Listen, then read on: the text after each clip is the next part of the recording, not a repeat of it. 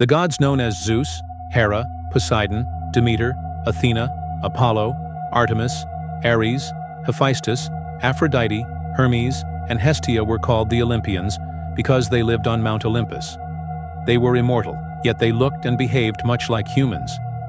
In addition to the gods, Greek mythology also included colossal beings called titans, and hybrid beings called demigods, offspring of gods and humans.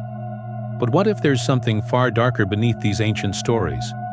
What if the Greek gods and mythical beings are more than just mythological figures? What if they are something biblical? One of the most well-known stories in the Bible is the Great Rebellion in heaven, between Satan and his angels against God and his angels, led by Michael.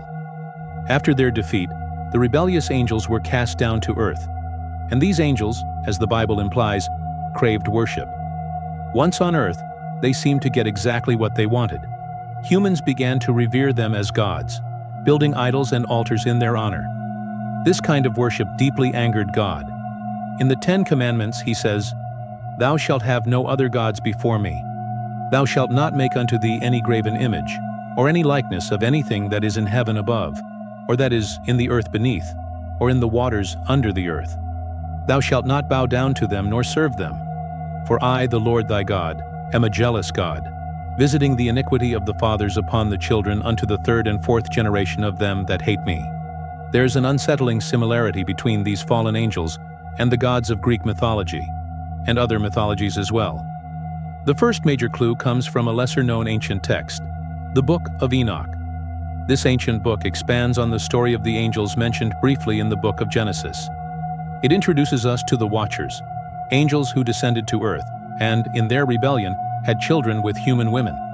These children were giants, known as the Nephilim. That alone is strikingly similar to the origin of demigods in Greek mythology, where a god or goddess mates with a human, producing a powerful offspring. Take Hercules, for example, perhaps the most famous demigod in Greek lore. He was the son of Zeus and a mortal woman named Alcmene. This divine-human combination made Hercules immensely strong. Likewise, the Nephilim in biblical accounts were known for their incredible strength and enormous size. The Bible tells us that some Nephilim, like Goliath, stood around 9 feet tall. But the Book of Enoch goes even further. It claims that the first generation of Nephilim were truly gigantic, up to 3,000 cubits, or ells, in height. Since 1 ell equals roughly 1.25 feet, that would make them over 11,000 feet tall, larger than mountains. That staggering size is reminiscent of the Greek Titans, who were often portrayed as massive beings. Atlas, for instance, is famously known for holding up the heavens. Cronus, leader of the Titans, was described as enormous and powerful, more elemental force than man. Another curious connection is that the Watchers in the Book of Enoch descended onto a specific mountain, Mount Hermon, before they began corrupting humanity. The Greek gods? They too lived on a mountain, Mount Olympus. The parallels continue. So now we have to ask, were the Greek gods actually fallen angels in disguise? Regardless of one's faith, the overlap between biblical and mythological stories is hard to ignore.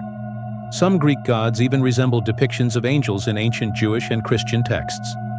According to the Bible, the sin that caused the angels' downfall was their desire to become like God. That desire didn't disappear when they fell. It only intensified. In the Book of Enoch, these fallen angels shared forbidden heavenly knowledge with humanity.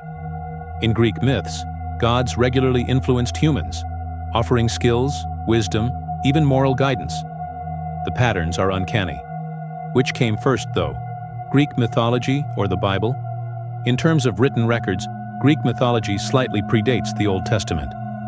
Homer's epics, filled with mythological elements, were written in the 8th century BC. The earliest parts of the Old Testament were recorded between the 12th and 5th centuries BC. However, oral traditions existed long before anything was written down, making it hard to say with certainty which truly came first. But here's something that really makes you think.